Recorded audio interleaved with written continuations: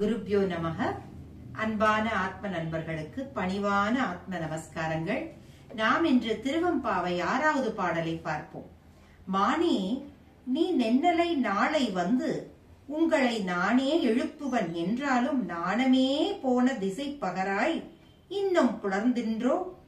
வானே நிலனே பிறவே அறிவறியான் தானே வந்து எம்மை தலையழித்து ஆட்கொண்டருளும் வான்வார் கடல் பாடி வந்தோருக்கு உன் வாய் திறவாய். ஊனே உருகாய் உனக்கே உறும் எமக்கும் ஏனோர்க்கும் தம் கோணை பாடேலோர் எம்பாவாய் என்று கூறுகின்றார் மாணிக்கவாசக பெருமான். அதாவது அகத்தினுள் இருக்கும் கண்ணை கொண்டு காண்பதே ஆனந்தம் எனும் ரகசியத்தை கூறுகின்றார்.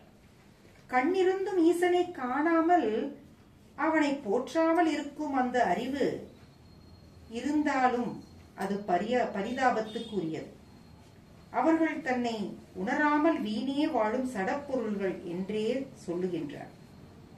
இந்த பாடலில் அடுத்த வீட்டு தோழியை எழுப்புவதாக வெளியே உள்ள பெண்கள் உள்ளே உறங்கும் பெண்ணை பார்த்து, மானின் அழகிய நடையை கொண்ட பெண்ணே, உங்களை நானே அதிகாலை எழுப்புவேன் என்று நேற்று உறுதிமொழி கூறினாயே, மாறாக நாங்கள் வந்து உன்னை எழுப்பும் வண்ணம் இன்று உறங்குகின்றாய். உன் சொல் போன திசை எங்கே?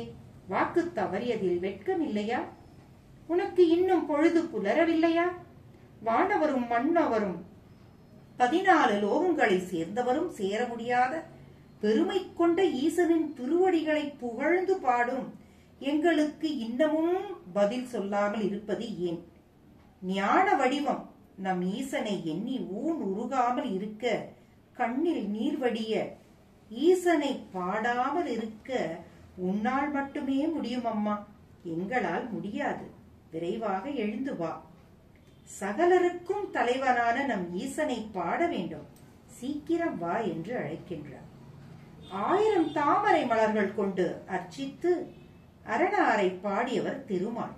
ஒரு நாள் 1000ல் 1 குறைய தன் செந்தாமரை கண்ணை பிடுங்கி அர்ச்சித்தார் மாலவன். நெகிழ்ந்து போன நம் தெய்வம் விரைந்து வந்து சக்கரம் அருளி கண்ணா என்று கரைந்துருகினார். கண் என்றாலே அன்புதான். எங்கு விழித்தாலும் கண்ணே அழும். எவருக்கு துன்பம் என்றாலும் கண்ணே கண்ணீரில் சிந்தும். கண்ணே அன்பின் அடையாளம். கண்ணை கொடுத்ததால் அன்பின் வடிவமான திண்ணனார் கண்ணப்பனார் ஆனார். இங்கு கண் என்பது பார்வை கொண்ட ஊனக்கண்ணை குறிப்பது இல்லை, பக்தி கொண்ட ஞானக்கண்ணே. ஈசனை காண இந்த ஞானக்கண் அவசியம் என்று சைவ உலகத்தாருக்கு மாணிக்கவாசக பெருமாள் உரைக்கின்றார்.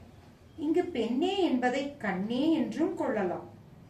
ஆன்மாக்களின் கண்ணாக ஈசன் விளங்குகின்றார். கண் என்றால் அன்பு, அப்படி என்றுதானே சொன்னோம். ஆகையால் அன்பே சிவமானது. புராணத்தில் விலங்குகளும் ஈசனை தொழுது அருள் பெற்றுள்ளார்கள். இப்படி ஈரறிவு முதல் 5 அறிவு வரை கொண்ட பூச்சி, பறவை, விலங்குகள் ஈசனின் கருணையை அறிந்து தொழுது அருள் பெறும் போது நாமும் அதுவும் பெறற்கரிய மானுட பிறப்பை அருளியவனை தொழுது ஆனந்தம் கொள்ள வேண்டாமா? அதுவும் மார்கழி வைகரை பொழுது மாண்புக்குரிய காலம். எனவே தாமதிக்காமல் விரைந்து நீராடி தூய ஆடை உடுத்தி மலர் சூடி அவரை ஆனந்தமாக தொழவா என்று அழைக்கின்றார் நம் மாணிக்கவாசக பெருமான். ஆகையால் வாருங்கள், நாமும் உருகி அவர் நாமத்தை கூறி அவருடைய அருளை பெறுவோமாக. ஓம் நம சிவாய. கிருஷ்ணார்பணம்.